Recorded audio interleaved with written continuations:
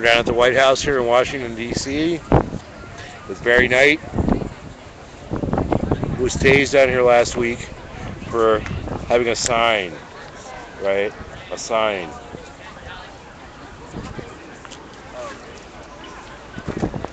That's why we're down here. Mr. Knight was accosted by the police and tased, right, for having a sign. Evidently, it's against the rules across the street from the White House. It's against being in a state of America to be able to express your First Amendment rights.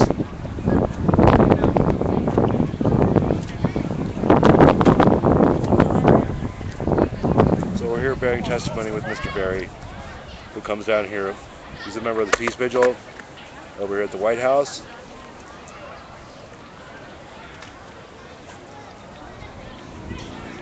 So we're here 24/7.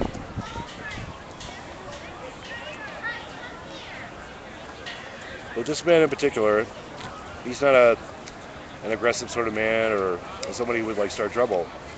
And the fact that he was arrested for having a sign, "Come on, America." You have an opportunity here. First Amendment of our Constitution, we broke it into three parts: freedom of speech, freedom of religion, and freedom of the press. Well, we're seeing two examples of that right now. This man, Muslim, is about to partake in prayer. He's exercising his freedom of religion. I'm here exercising my freedom of speech. The third aspect of our First Amendment is freedom of the press. And unfortunately, our media, our mainstream media, has no respect for their own First Amendment, or else they'd be bringing us the truth instead of this corporate agenda that we're fed with day after day after day, which isn't meant to inform us. It's meant to misinform and distract us and keep us population divided, pointing the fingers at each other, rather than united collectively and realizing the real problem isn't the Republicans or the Democrats, it's the Republicans and the Democrats, because we have two corporately owned parties that don't represent the people anymore. And our media, which should be embracing their very sacred First Amendment right and reporting the truth, instead, So I'm going to go around the other side here to make it easier for you. I'm going around here to the other side to make it easier for you, my bro. Because, you know, Thank you, sir. I'm sorry. That's all right. it's all right. Your rights are getting trampled on as we speak. All right, there we go. We got a better camera angle, and that way you're not squinting when you look at me. Good. The reason why I'm here, though, 2 weeks ago, I was watching the White House Peace Vigil, as I've done for hundreds, if not thousands of hours over the past couple of years. And for the past couple of years, I've also had numerous signs displayed while I'm at the vigil, much like the sign or signs you see here. Well, a couple Saturdays ago, the park police came up to me and said I wasn't in compliance. You're not allowed to have more than 2 signs in Lafayette Park. Well, I felt that was an abridgment of my freedom of speech. My signs weren't harming anybody. They weren't a threat to the public. They weren't harming park resources. But they felt they had to be removed. They felt that strongly about it, the park police did, that they actually came up, and when I refused to remove them, forcibly removed my signs, as well as tackling me to the ground and tasering me and arresting me. I spent the rest of the day in jail. For what? For cardboard signs that were harming nobody? For exercising my First Amendment right? For cardboard signs made with Sharpies, is that worth arresting and tasing a person for? Tasing a person that had double bypass surgery 3 years ago? Tasers are not called non-lethal weapons. They're called less than lethal weapons. They can kill, and they have killed. And they chose to put the safety, the health, the life of an American citizen at risk to make sure that the signs I held were in compliance with the park rules. Really? Is that worth somebody's life? A couple of cardboard signs? Really? Hell no. Well, apparently they think it is.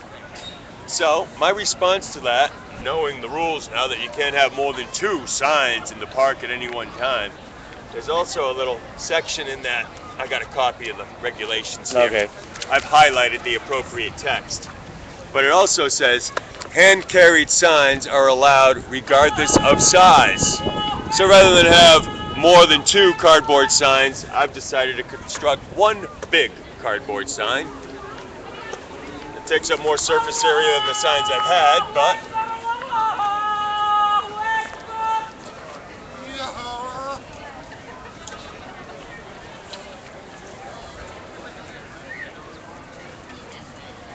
Hi. We're going to give it a second here.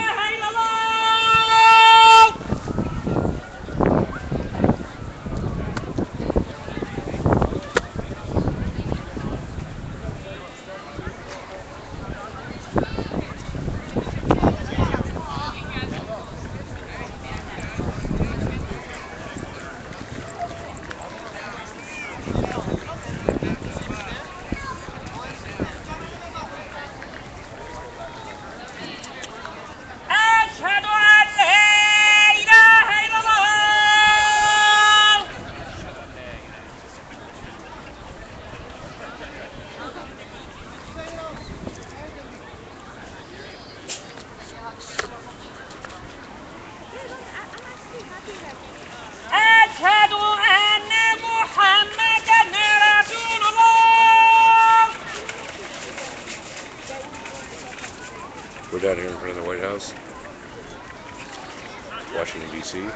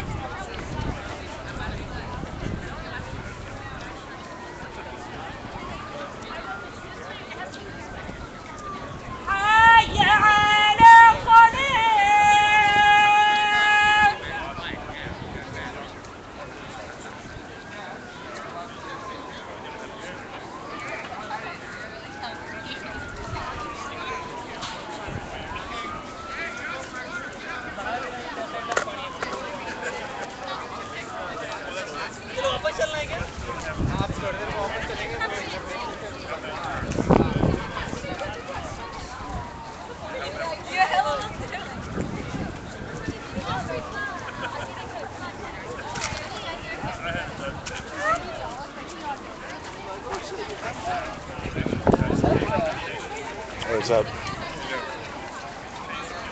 Starting trouble as always. Huh? Starting trouble as always. Trouble? Yeah, starting trouble, right? Trouble is my middle name. Just remember, we didn't start the trouble. We're here to finish it. That's right. We're here to make peace, right? Well, sometimes yeah, sometimes no. In the end, that's the goal.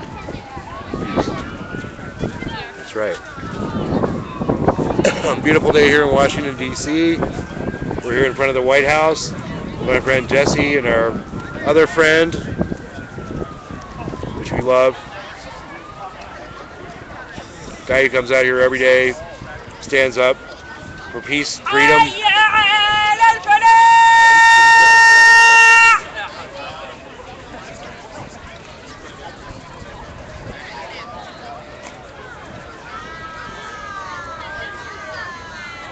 I'm telling you guys, you're watching, you should read the sign. It's like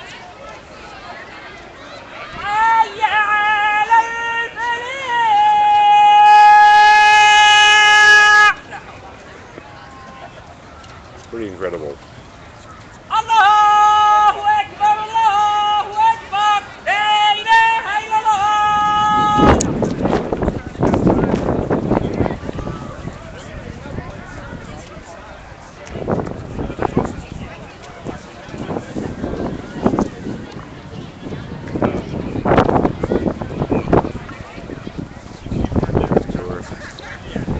His beautiful voice, he comes down here.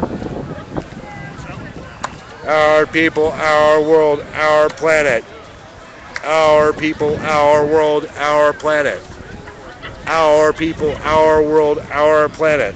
So we were just down at the World Bank IMF just a few minutes ago, reclaiming the spot on planet Earth, which is ours. Right? And all these people walking around, they're like all thinking, well, you must be crazy to be us demonstrating out here in front of the White House for peace, to try and like wake these people up about your destiny on the face of the earth. So that's why we're down here. We're going to go back and talk to Barry here in a second. Hi, guys. Where are you guys from? California. Really? Where? Southern Cal or San Francisco? San Francisco. That's right.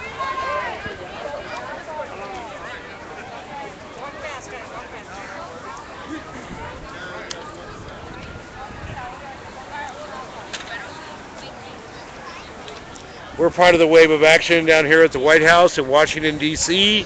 to start off another spring of protest against the White House.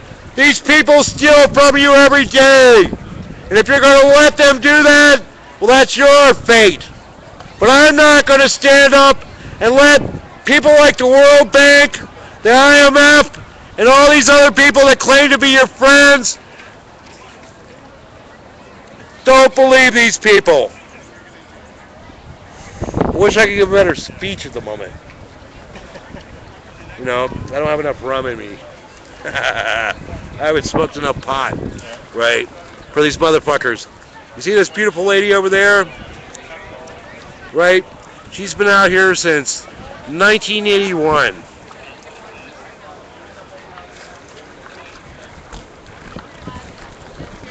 Endlessly demonstrating for peace. Miss Concepcion. She's always out here every day. If you're down here at 1600 Pennsylvania Avenue, come down and give this lady a hug because she really loves you. Anyway, we're down here at the White House Peace Vigil. We're also here in Washington, D.C. This is your live streamer, Freeman Sullivan. Down here at the White House. American Revolution! Anyway, they're starting to harass Barry here, so I'm going to go back. I think they're just like talking to him. No, it's all good. It's like the old cop comes along and blames the young cops for being stupid and all that stuff. That's what I'm hearing. But Barry wanted to talk to him, and he wouldn't talk to Barry if I put the camera on him.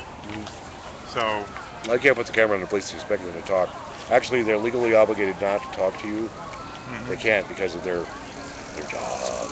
yeah, Quotation mark job. Right? It's called the banality of evil, right? I'm only doing my job. My job. Anyway, we're down here bearing peaceful vigilance for Barry Knight, demonstrator, protester here at the White House, 1600 Pennsylvania Avenue. He was tased the other day for having a sign. Right? So that's what we're out here to do. It's time for peace.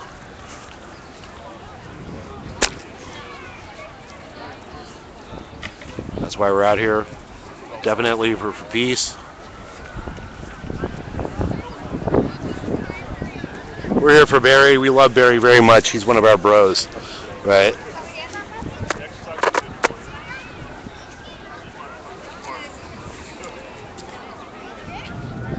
How you guys doing? I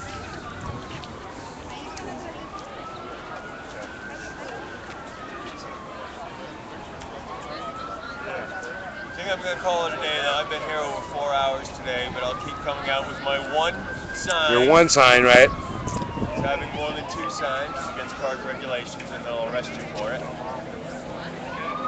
But if you connect all your signs, it's technically only one sign that's allowed. We're out here to support Barry Knight's First Amendment right to be out here to be able to protest here at 1600 Pennsylvania Avenue, Washington, D.C. Right? It's not just my right, it's everybody's right. Right. It's everybody. Out here exercising it. Let's talk just a little more about that. it's very sacred right.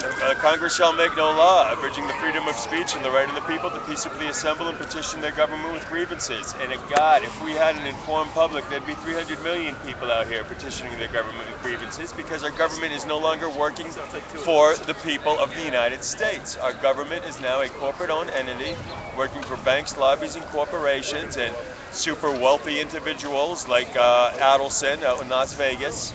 That's who owns this country now. And the Supreme Court said as much with two decisions. In 2010, they said corporations are people and money is speech. That opened the door for corporations to start taking over our government.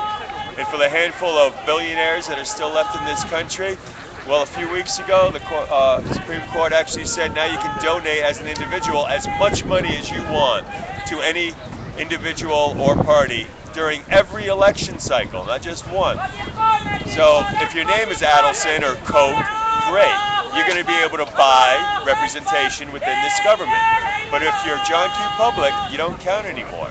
We live in an age where corporations have become people, and now people have become little more than commodities to be exploited for maximum corporate profit. And that's a shame. We need to have a government that is actually representative of the people again, of by and for the people, and not of the banks, by the lobbies, and for the corporations. Because when money becomes your sole motivating factor, nothing good's going to come of it. I mean, a few people are going to get ungodly wealthy at the expense of the many. And we have seen millions, if not billions, of people suffer because a handful of ultra-wealthy people have that disease called greed. It's not just a sin, it's a disease, because it just astounds me. Some of these people have more money than they can spend in 100 lifetimes, but they are just so hell-bent on amassing more and more and more and more. How much is enough? They're like heroin addicts. They really are.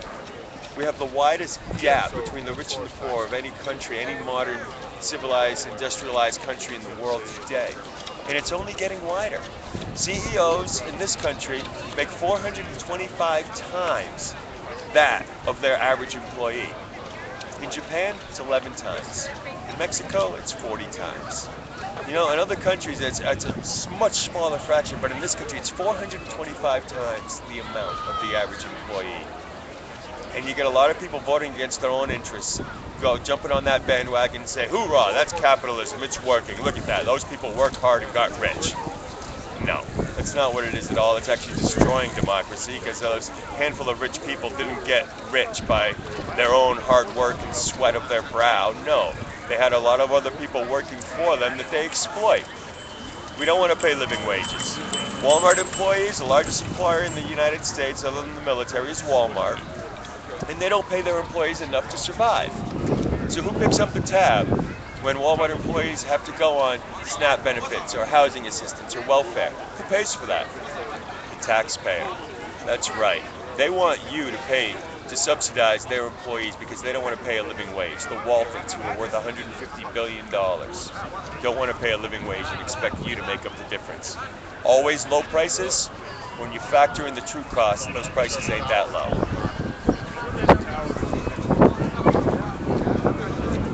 We're out here at 1600 Pennsylvania Avenue. And just to let you know that this isn't all fun and games, right? We're out here protecting your First Amendment right to free speech. That's why we're out here on 1600 Pennsylvania Avenue. You can see like the White House. And those thieves and corporate motherfuckers over there. Thieves and corporate motherfuckers, right? So Barry's been doing this for quite a while. So you see what's going on out here, right? Little by little, the erosion of your civil rights continues. So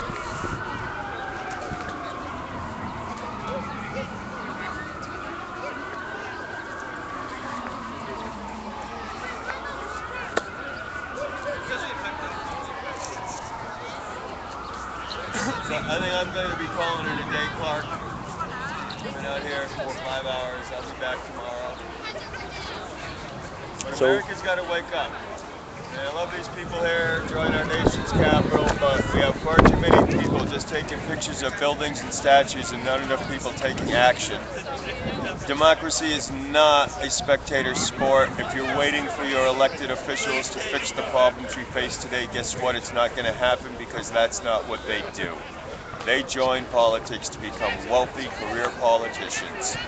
And they don't work for the greater good. They don't work for the will of the people. They don't represent their constituency. They represent the lobbyists who make them rich, the banks that make them rich, the defense contractors that make them rich, and they vote accordingly. That's why our foreign policy in this country has nothing to do with stopping terrorism or war. It has nothing to do with protecting our national security. It sure as hell has nothing to do with spreading peace, freedom, and democracy throughout the world. The United States foreign policy has one objective, period. It's to maximize profit for corporations that get rich off of war, off of terrorism, off of a surveillance state. And everything else that they tell you on the corporate media, those 6 corporations controlling everything you see, are just lies to justify unthinkable action so a handful of people can get rich at the expense of the many. Period. Has nothing to do with stopping terrorism. We're increasing terrorism. Has nothing to do with protecting national security. We're increasing the threat to our national security. And it has sure as hell has nothing to do with protecting our democratic republic. Because since 2001, we've seen the Patriot Act, the expansion of the Patriot Act, we've seen House Resolution 347, we've seen the National Defense Authorization Act, we've seen NSA spying, the evisceration of our Constitution. And I have to ask, if we have to destroy the document upon which we founded this country under the guise of keeping us safe, then what exactly is it that we're protecting? Because I don't get it. You have some Americans that support the NSA spying program, saying, oh, it's going to help us catch the terrorists. Well, you don't find a needle in a haystack by making the haystack bigger. And the only thing the NSA spying can be remotely connected with that had anything to do with stopping terrorism at all, I think they stopped one $8,000 money transfer that may or may not have been connected to terrorism. That's it. It's the only thing they've done so far. Is that worth violating the Fourth Amendment right of every single United States citizen? No. Of course it's not. And that's not what it's about anyway.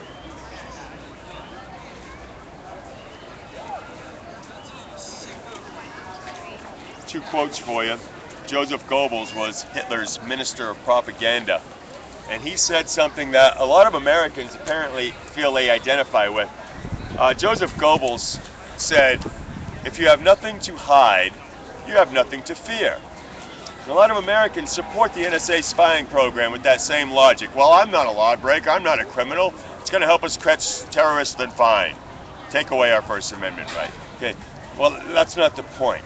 Hey, there's another person that said something. His name was Ben Franklin. You might have heard of him. He actually said those that would give up essential liberties in exchange to purchase a little temporary safety deserve neither safety nor liberty. Now, as an American, I gotta ask, who are you going with? Joseph Goebbels or Ben Franklin? I'm going with Ben. I agree. We're here with Barry Knight at 1600 Pennsylvania Avenue. You can friend Barry Knight on Facebook. Barry Knight. He's always looking for friends in the community, and people love him. There's Jesse over there. Jesse's another committed DC activist down here. We're fighting for the cause of freedom. Don't ever give that fight up that fight. Freedom is not something that's given to you. Freedom is something that you take. Anyway, I think I'm going to go back to the house too. I had a little too much sun today. I'm red as you are, my friend. Yeah, I'm about to head back there myself. Right. Much love and much peace to you guys out here that are watching. We love everybody, each and every one of you. I love you. You must understand that. I love and I care about each and every one of you people that watch the live streams. So, and I don't ask for anything. We're down here in Washington, D.C. We'll be back tomorrow with a message of love and peace and understanding and hope. And we hope that these dumbasses that are over here in the White House, what else can you say? I can't say anymore. I'll talk to you tomorrow.